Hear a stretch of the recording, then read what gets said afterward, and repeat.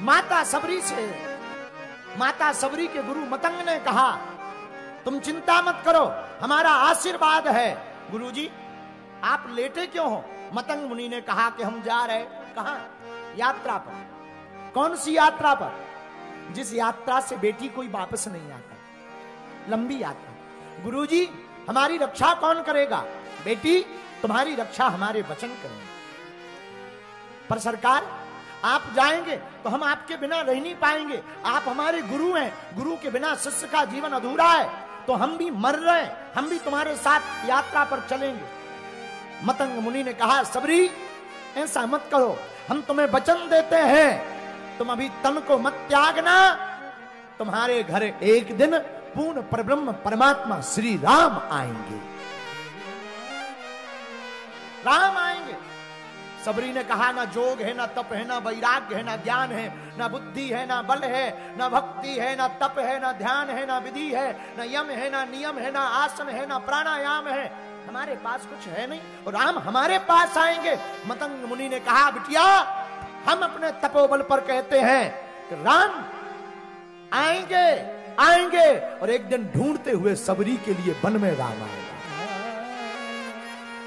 सतगुरु वैद वचन विश्वास।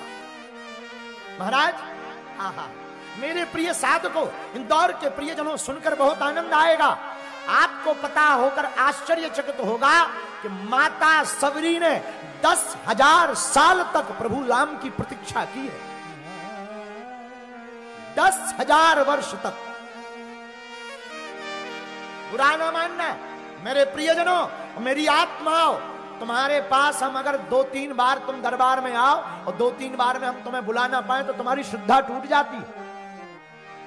2-3 साल तुम हनुमान जी की बागेश्वर धाम की भक्ति करो और तुम्हारी कोई मुलाकात ना हो जाए तो तुम नया बाबा खोज लेते हो। 2-4-5 वर्ष तुम्हारे ऊपर थोड़ी मोड़ी कृपा ना हो गए तो तुम नया गुरु खोज लेते हो।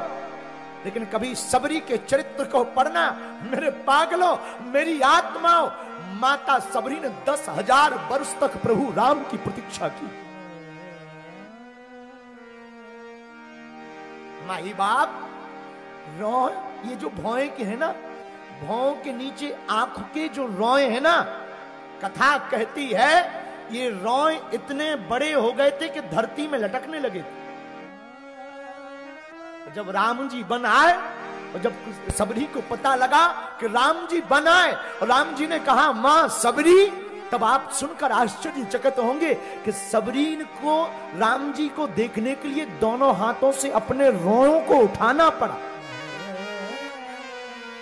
तब दर्शन भये। लेकिन सबरी ने कभी प्रतीक्षा नहीं छोड़ी।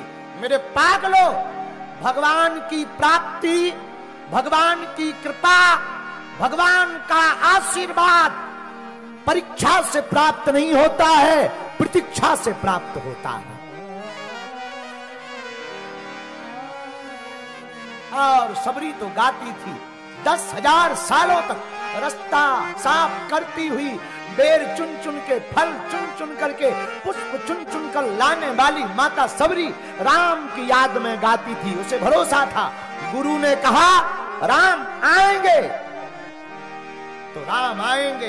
लोग कहते हैं कि कैकेयी के वचनों के कारण राम को वन जाना पड़ा। बागेश्वर धाम की व्यासपीठ कहती है कि सबरी के कारण राम को वन आना पड़ा। जात की भीलनी थी, उसके लिए प्रभु राम को वन आना पड़ा।